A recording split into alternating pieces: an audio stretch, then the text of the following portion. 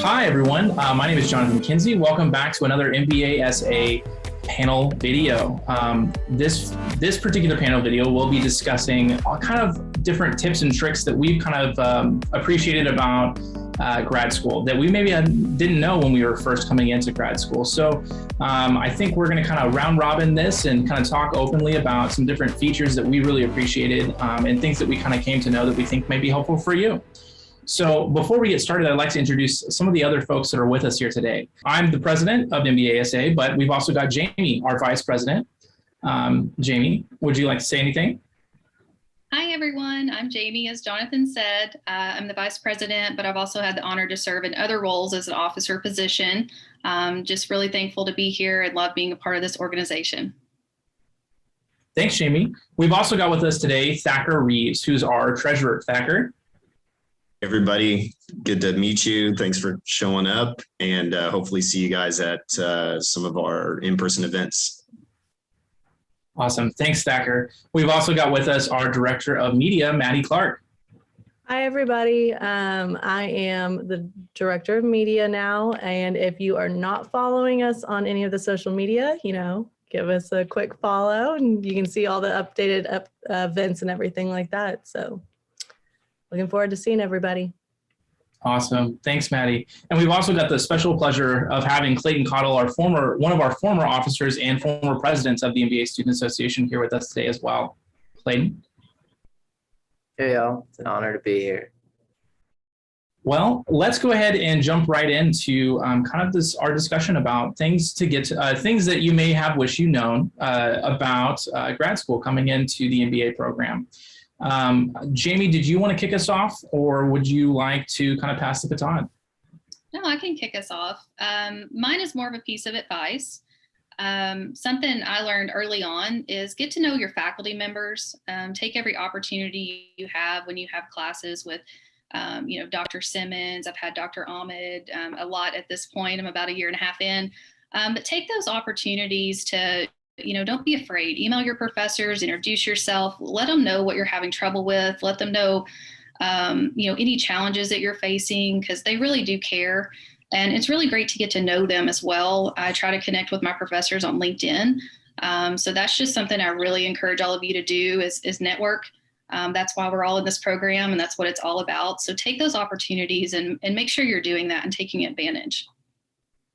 Absolutely. I'd love to kind of speak to that as well. I think, one of the things that I realized or thought before I was in grad school was a lot of the faculty members are kind of these untouchables that you can't really approach, and that, you don't feel like you can ask them questions, or maybe you have there's a stigma against that or something. But I think Jamie's advice is really fantastic, because I think that really they're just, they're really smart people and they're subject matter experts, but I think they're people too, and I think they want to have that relationship with you as a student, especially at the graduate level, because I think you get to have kind of more of a unique experience at that level as well.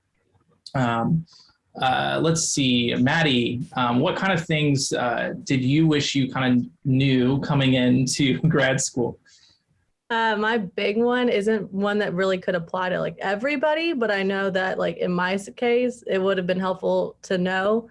And it's more accommodations or student services with disabilities and things like that. Just because I used them in undergrad and I came from a different school. And so every school has different procedures and everything with how to go about that. And so just having some insight to that would have been helpful. But now I'm able to use them and everything. So it is something you can use in grad school, because that is something I did not know when I was first applying. So that's my big thing. I think the faculty members are really passionate, and a lot of people around school, there's, the student with disabilities department, like you're talking about.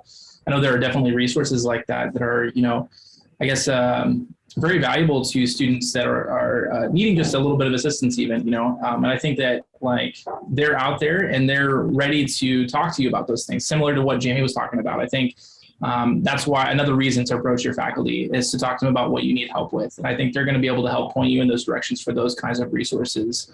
that maybe, something that you didn't know that you could use, or something else that would be helpful in just getting you through the assignment that you're getting into. Yeah. So It hasn't been a difficult process working with them with making sure that everything's in place. So that's good. And so if you need them, I recommend it. But yeah. that's awesome.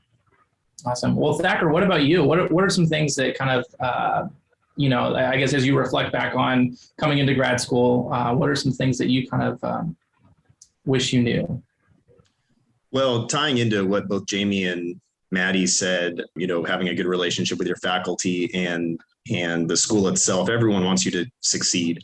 You may have to seek out some of those resources. Specifically for me, I think, being in a graduate program, you're going to write a lot of research papers. And so having a good relationship with the faculty members, your professor, they're going to give you a lot of really good feedback. And then through the school itself, they offer a writing center that you can get in touch with.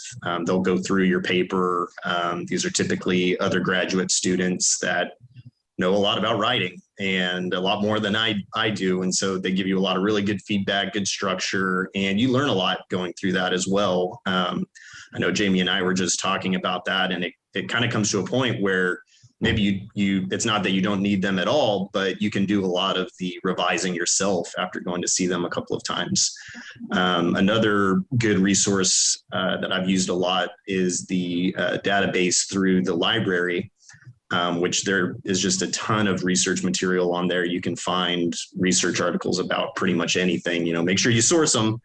You're not just copying and pasting, but and citing them. But the librarians also make themselves very accessible. I know there's a button on the library page through your MySam page where you can just even chat with them really quick. You don't have to be on campus. You don't have to call anybody. You can just send them a quick message with your question, and they're a really good resource to have in your back pocket.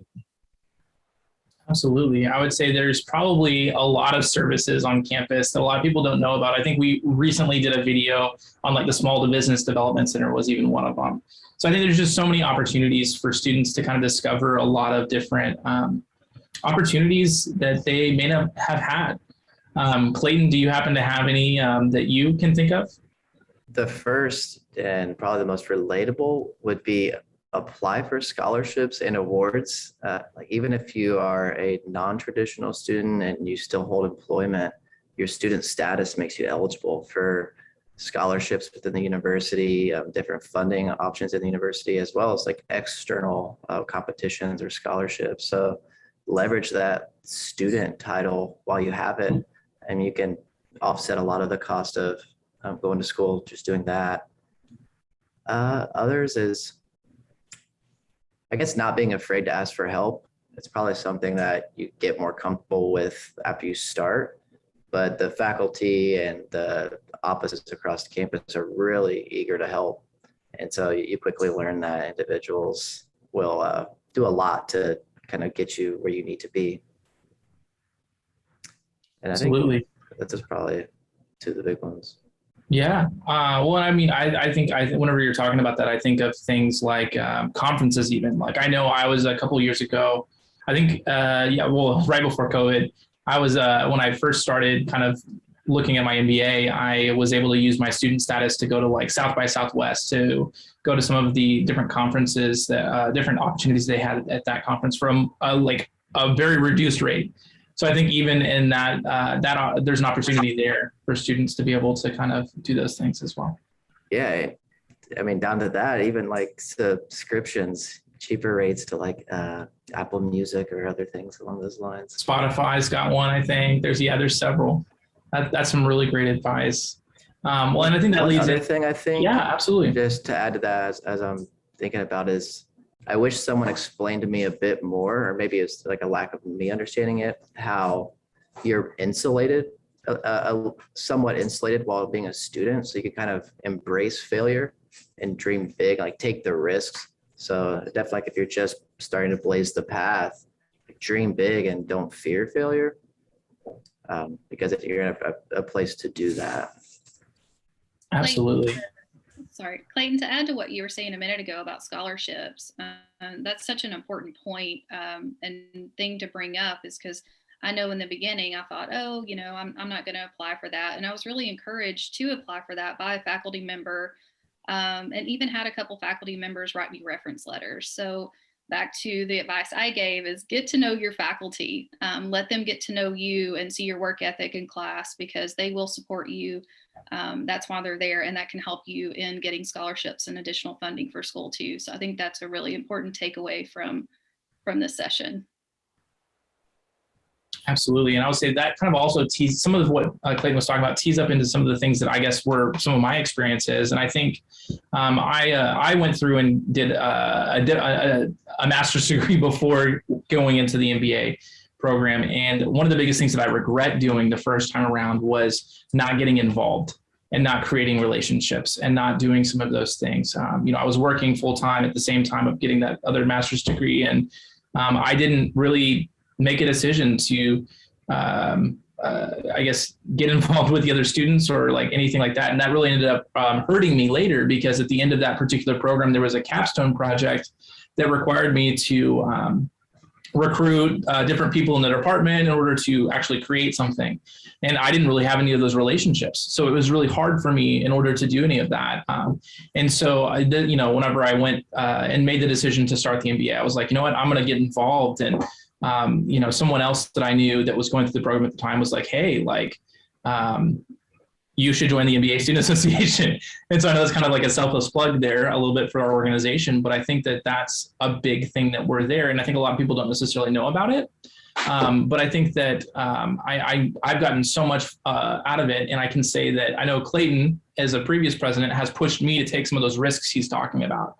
And I think it's paid off for me in my personal life and my professional life already so much. And just having that kind of community inside of this group has really been super valuable and invaluable, really, to me personally.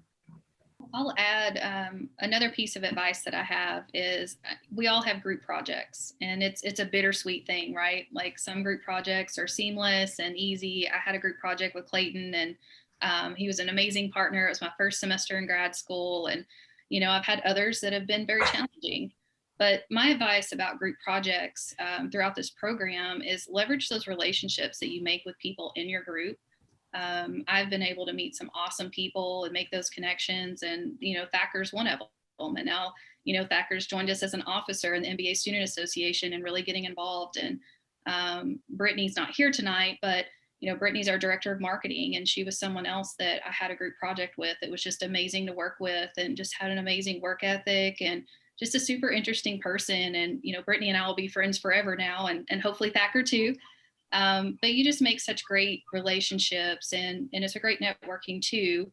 So, leverage those group projects and make the best out of them. I was going to say, actually add to what you had said earlier about kind of getting involved. Another side of that too is if it doesn't exist, just make it. If, like there was a fairly small community of graduate students kind of doing these types of things not too long ago, and it just takes people that want to make something. So just go for it. If it doesn't exist already, other people will want it too. Absolutely. And I think a big thing that we've been really kind of focused on is, how do we get, with everything being online, I mean, I think that's a big thing. Like we all survived as an organization, and these relationships we're talking about, we were able to make it through COVID. We were able to do that and support each other in that way. And so I think that, it can be done. We can't, we're all, everyone pretty much here is a working professional. We can all make it happen, and so I think that it can just come out of thin air, really, I guess, speaking to kind of what Clayton was talking about. Any other particular thoughts on that kind of experience?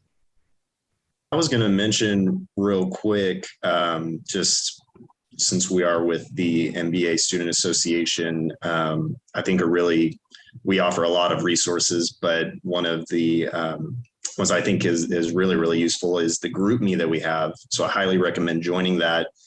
Not only do you have access to a bunch of graduate students who have probably had the professor that you have and can give you good information on that. But you'll also find out about, different in-person events that are really good for networking, as well as just having access to a group of people that are going through the same thing that you are. Whether you're working and going through classes or you're only going through classes, there's going to be people that can relate to you. And if you're going through a hard time, everyone's very, very supportive, and we're all there for you.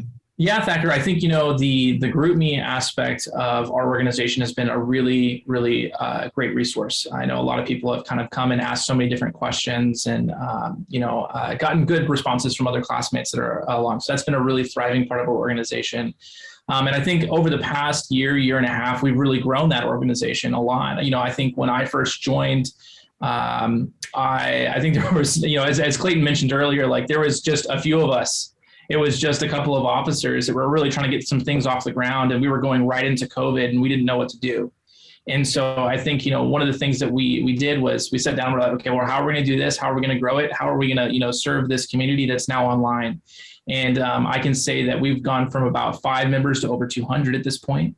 I think our goal here is to really create an online community for the program that is 100% online, in a variety of ways, right? So for people that are really interested in having a really strong connection with the university and coming to campus and being at certain campus-based events, we want to do that. We want to be there. We want to have that kind of community. But at the same time, we also understand that there's working professionals that are working full time. They have families at home. They've got kids. They've got stuff going on in the evenings, and they just barely have time to get in their homework assignments. So we want to make other resources like this video that are available for them to consume on their own time.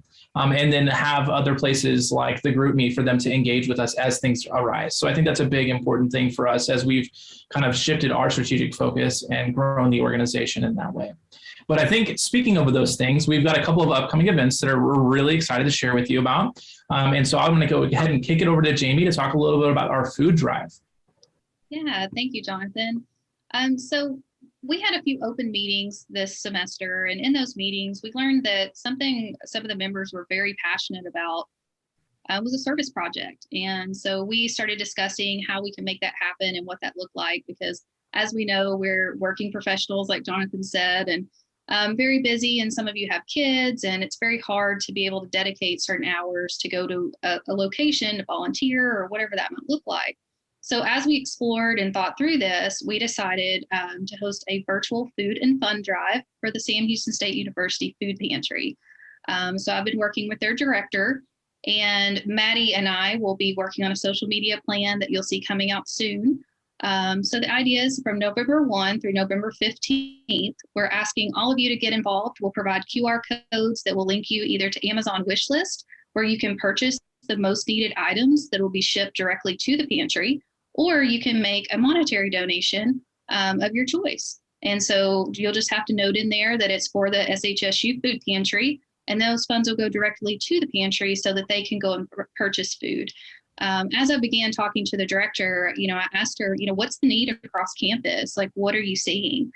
And the statistics she told me, it was just super eye-opening. And she said 58% of students within the last year were food insecure. And I think that's a huge number. And that's really something that our organization can band together and really make a difference, or we really hope to, with your help, between November 1st and 15th. So be looking for that on social media, and please help us out in this food drive.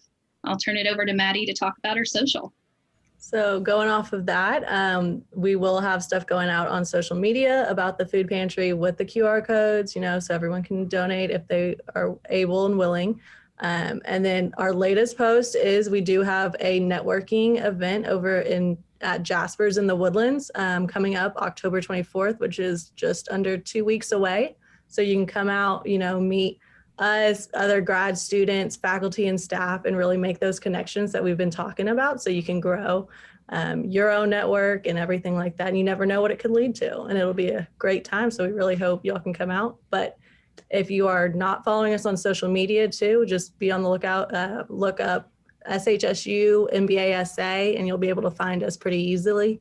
So just let us know if you have any questions, DM us if you need anything, things like that. Well, as we wrap this video up, I just want to remind everyone, as both Maddie and Jimmy have done, that we've got these upcoming events. They're going to be a great, fantastic opportunity to engage with the organization and with your other fellow colleagues.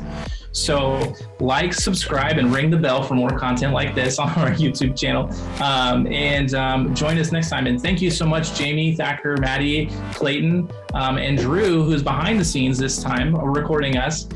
Thank you so much for being here tonight. Thank you all.